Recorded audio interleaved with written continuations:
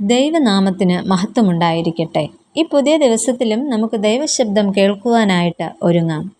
ഇന്നത്തെ നമ്മുടെ വായന ഭാഗം സങ്കീർത്തനങ്ങൾ 9 മുതൽ 12 വരെ.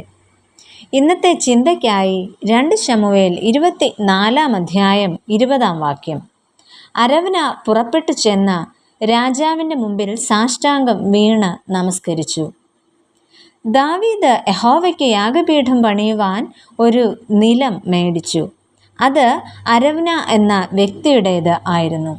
1 ദിനവൃത്താന്തം 21-15 വാക്യത്തിൽ ഇദ്ദേഹത്തെ ഒർനാൻ എന്നും വിശേഷിപ്പിച്ചിട്ടുണ്ട്.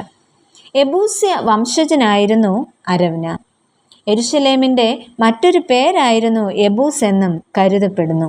മാത്രമല്ല, ന്യായാധിപന്മാർ 19 അധ്യായം 10-11 വാക്യങ്ങളിലും യോശുവയുടെ പുസ്തകം 18 അധ്യായം 28 വാക്യത്തിലും യെരുശലേം എന്ന യെബൂസ്യ നഗരം എന്നും പേർ കാണുന്നുണ്ട്. കനാനിലെ ചില പുരാതന വർഗങ്ങളുടെ പട്ടികയിലും യെബൂസ്യർ എന്നും കാണുന്നുണ്ട്.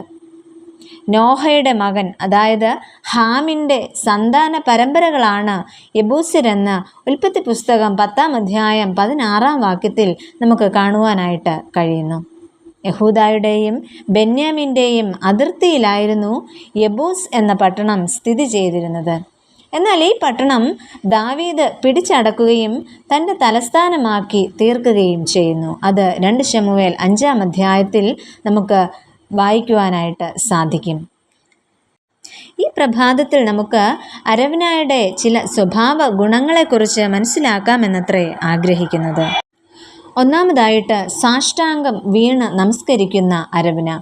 യഹോവയായ ദൈവം പറഞ്ഞതനുസരിച്ച് ഗാദ് പ്രവാചകൻ ദാവീദിനോട് പറയുന്നത് ഇപ്രകാരമാണ്: നീ ചെന്ന് യെബൂസ്യനായ അരവനയുടെ കളത്തിൽ യഹോവയ്ക്ക് ഒരു യാഗപീഠം ഉണ്ടാക്കുക എന്ന് പറഞ്ഞു. എന്നാൽ യഹോവയുടെ കൽപ്പന പ്രകാരം തന്നെ ദാവീദ് അവിടേക്ക് പോകുന്നു. എന്നാൽ ദാവീദ് രാജാവും തൻ്റെ ഭൃത്യന്മാരും വരുന്നത് അരവന ദൂരെ നിന്ന് നോക്കിക്കാണുന്നു.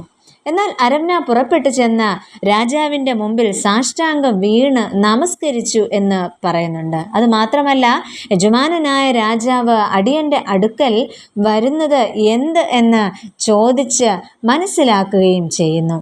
അവിടെ രാജാവിനെ കണ്ടിട്ട് സാഷ്ടാംഗം വീണ് നമസ്കരിക്കുകയും രാജാവ് അടിയൻ്റെ അടുക്കൽ വരുന്നത് എന്തിന് എന്നും അരവന ചോദിച്ച് മനസ്സിലാക്കുകയാണ് ചെയ്യുന്നത്. സാഷ്ടാംഗം വീണ് നമസ്കരിക്കുന്ന, അഥവാ താഴ്മയോടും വിനയത്തോടും രാജാവിൻ്റെ മുൻപിൽ നിൽക്കുന്ന ഒരു അരവനെയാണ് നമുക്കിവിടെ കാണുവാനായിട്ട് സാധിക്കുന്നത്. രണ്ടാമതായിട്ട്, ഹോമയാഗത്തിന് പൂർണ്ണ പിന്തുണ നൽകുന്ന അരവന. ഇവിടെ രാജാവ് എത്തുന്നത് അരവനയോട് ചോദിച്ച് ഒരു നിലം മേടിക്കുവാനാണെങ്കിലും അരവന ഇവിടെ രാജാവിനോട് പറയുന്നത് ഇപ്രകാരമാണ്: യജമാനനായ രാജാവിന് ബോധിച്ചത് എടുത്ത് യാഗം കഴിച്ചാലും.